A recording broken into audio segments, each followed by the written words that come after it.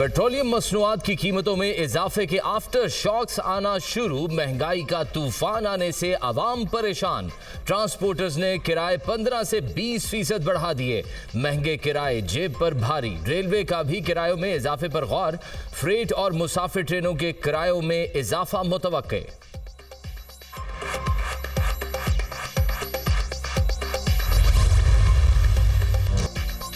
Petroleum मसनूआत की कीमतें मुल्क की तारीख की बुलंद तरीन सतह पर पहुंच गईं। पेट्रोल की कीमत में 26 रुपए 2 पैसे फी लीटर का बड़ा इजाफा। नई कीमत 331 रुपए 38 पैसे फी लीटर हो गई। हाई स्पीड डीजल भी मजीद महंगा। 17 रुपए 34 पैसे इजाफे से हाई स्पीड डीजल की नई कीमत 329 रुपए 18 पैसे फी लीटर हो गई। निगरान हुकूमत के एक माह में पेट्रोल 58 रुपए 43 पैसे महंगा। डीजल के निर्ख 55 रुपए 78 पैसे बढ़ गए। पेट्रोलियम मसनूआत की कीमतों में बड़े इजाफे ने अवाम की कमर तोड़ दी। महंगाई के बोझ तले दबे लोग बिलबिला उठे। हुक्मरानों को गरीब का कोई एहसास नहीं। 2 वक्त की रोटी का हुसूल मुश्किल हो गया। पेट्रोलियम मसनूआत की कीमतों में इजाफा वापस लेने का मुतालबा।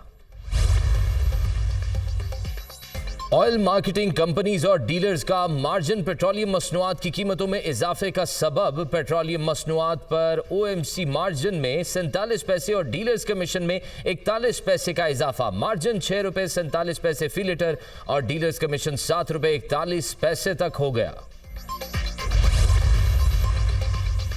पेट्रोलियम मसनूआत की कीमतों में इजाफे का इकदाम लाहौर हाई कोर्ट में चैलेंज। दरख्वास्त में निगरान वफाकी हुकूमत समेत दीगर को फरीक बनाया गया। पेट्रोलियम मसनूआत की कीमतों का तयन करने के लिए कोई मैकेनिज्म नहीं। इकदाम से महंगाई का नया तूफान आएगा। अदालत से पेट्रोलियम मसनूआत की कीमतों में इजाफे के इकदाम को कलअदम करार देने की इस्तदा।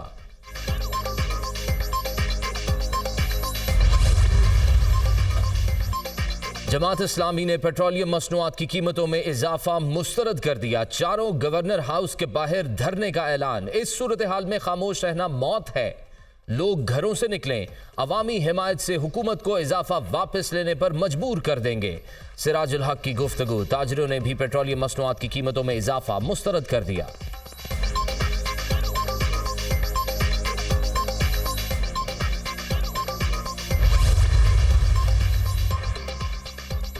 चीफ जस्टिस पाकिस्तान उमर अता बंदयाल की सुप्रीम कोर्ट के अफसरान और स्टाफ के साथ अलविदाई मुलाकात। चीफ जस्टिस दौरान खिताब आप दीदा हो गए। आप सब भरपूर लगन से काम करें। मुल्क को मईशत समेत दीगर चैलेंजेस का सामना है। जब सब इकट्ठे होंगे तो ये बहरान नहीं रहेगा। Justice Umar Ata Bandial. Chief justice Pakistan justice Umar Ata Bandial अपनी आईनी मुद्दत मुकम्मल होने पर आज रिटायर हो जाएंगे। इन्होंने 1 साल 7 माह के दौरान मुतअद्दिद अहम फैसले दिए। पीटीआई हुकूमत की जानिब से भेजे गए 63A के सदारती रेफरेंस पर फैसला दिया तो उस वक्त की अपोजिशन की तनकीद का निशाना बने। Deputy speaker Qasim Suri case में पार्लियामेंट बहाल करते हुए दोबारा वोटिंग का हुक्म भी दिया। नामजद चीफ जस्टिस काजी फाइज ईसा कल पाकिस्तान के 29वें चीफ जस्टिस के ओहदे का हल्फ उठाएंगे।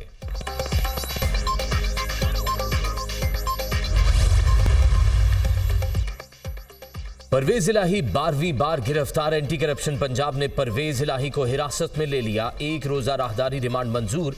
परवेज इलाही को जुडिशल कॉम्प्लेक्स इस्लामाबाद के ड्यूटी जज शाहरुख अर्जुमंद की अदालत में पेश किया गया। एंटी करप्शन पुलिस साबिक वजीर आला को लेकर लाहौर के लिए रवाना।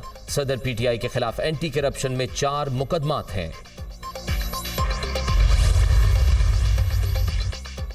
परवेज इलाही की दोबारा गिरफ्तारी पर आईजी इस्लामाबाद पुलिस के खिलाफ तौहीन अदालत दरख्वास्त नाकाबिल समात करार। इस्लामाबाद हाई कोर्ट के जस्टिस तारिक महमूद जहांगीरी ने तहरीरी फैसला जारी कर दिया। Lahore high court Islamabad police और इंतजामिया को तौहीन अदालत दरख्वास्त पर नोटिस जारी कर चुकी।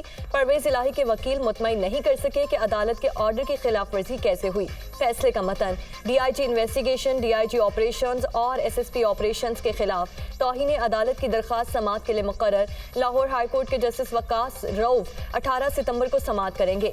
अदालत ने पेश ना होने पर आईजी इस्लामाबाद के वारंट गिरफ्तारी जारी कर रखे हैं।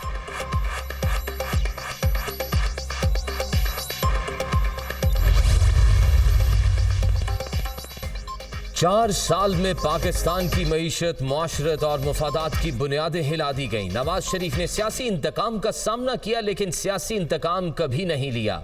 पाकिस्तान के इत्तेहाद और तरक्की का नाम नवाज शरीफ है। अवाम इन्हें मुकम्मल मैंडेट दें, वो अवाम को हमेशा की तरह मुकम्मल रिलीफ देंगे। चीफ ऑर्गेनाइजर नून लीग मरियम नवाज का आज़ाद जम्मू और कश्मीर, गिलगित बल्तिस्तान और इस्लामाबाद की तंजीमों के इजलास से खिताब।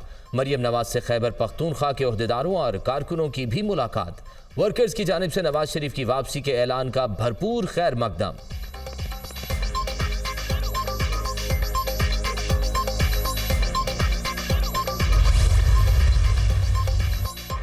पीपल्स पार्टी की कारकर्दगी हमेशा सिफर जमा सिफर ही रही। नारे लगाते हैं भुट्टो जिंदा है, खुदा के लिए बस करें। भुट्टो जिंदा नहीं रहा। हमने कभी नहीं कहा था कि पीपल्स पार्टी के साथ मिलकर इलेक्शन लड़ेंगे। इंतखाबी मुहिम में अपनी कारकर्दगी पर बात करेंगे। तरक्की के हवाले से हमारी बहुत खिदमत हैं। नवाज शरीफ आएंगे तो मुल्क टेक ऑफ करेगा। शेख रशीद कहते थे जेल मेरा ससुराल है। आज इनका कुछ पता नहीं ससुराल क्यों नहीं जा रहे। रहनुमा मुस्लिम लीग नून हनीफ अब्बासी और चौधरी तनवीर की न्यूज कॉन्फ्रेंस।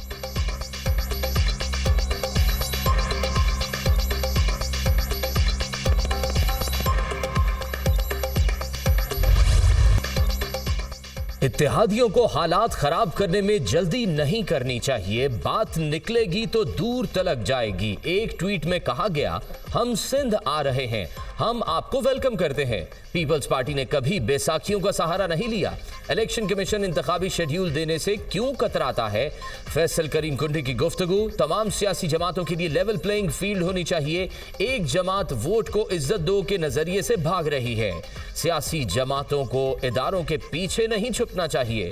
नदीम अफजल चंद की media talk.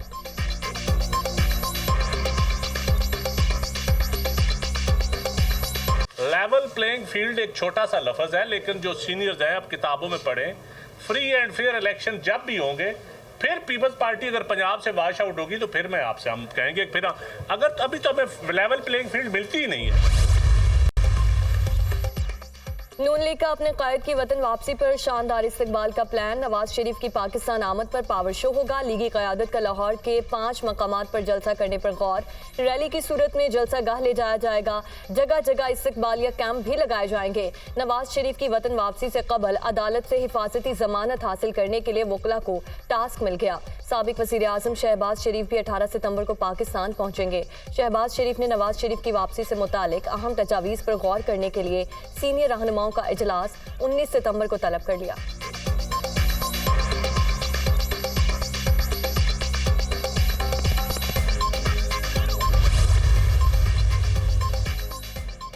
Cipher case chairman PTI ने इस्लामाबाद हाई कोर्ट में दरख्वास्त जमानत दायर कर दी। जमानत पर रिहा करने की इस्तदा।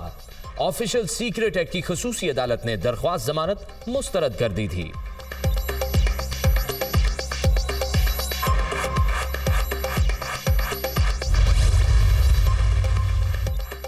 नैब तरामीम केस पर सुप्रीम कोर्ट का फैसला। चेयरमैन नैब लेफ्टिनेंट जनरल रिटायर्ड नज़ीर अहमद भट्ट ने नैब का अहम इजलास पीर को तलब कर लिया। नैब ने additional prosecutor general Akbar Tarar को कायम मकाम प्रोसिक्यूटर जनरल तैनात कर दिया। प्रोसिक्यूटर जनरल नैब असगर हैदर के मुस्ताफी होने के बाद ओहदा खाली हुआ था।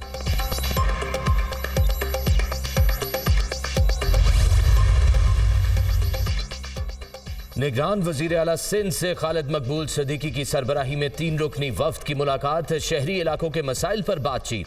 हमारा काम इलेक्शन कमीशन को मुनसिफाना और आज़ादाना इंतखाबात कराने में मदद फराहम करना है।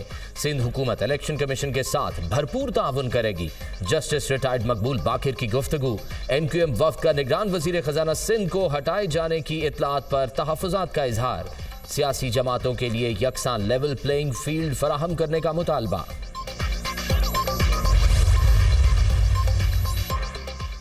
जिना हाउस हमला केस में 158 मुल्जिमान के जुडिशल रिमांड में 14 दिन की तौसी। डॉक्टर यास्मीन राशिद, उमर सरफराज चीमा 28 सितंबर तक जुडिशल रिमांड पर जेल मुंतकिल।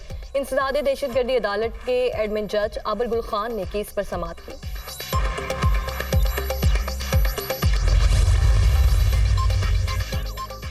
बिजली चोरों के खिलाफ मुल्क भर में क्रैकडाउन जारी। कसूर में 15 रोज के दौरान 1412 बिजली चोर धर लिए गए।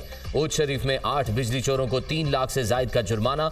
गुजरांवाला में गिरफ्तार बिजली चोरों की तादाद 466 हो गई। गुजरात से 67, नारोवाल से 57, मंडी बहाउद्दीन से 50 बिजली चोर गिरफ्तार। ननकाना में 223 अफराद बिजली चोरी में मुलविस पाए गए। बहावलनगर में बिजली चोरों के खिलाफ मजीद 116 मुकदमात का इंदराज। कुंदिया में 2 बिजली चोरों को 1 लाख रुपए का जुर्माना। मुल्तान से अब तक 3792 बिजली चोरों को गिरफ्तार किया गया।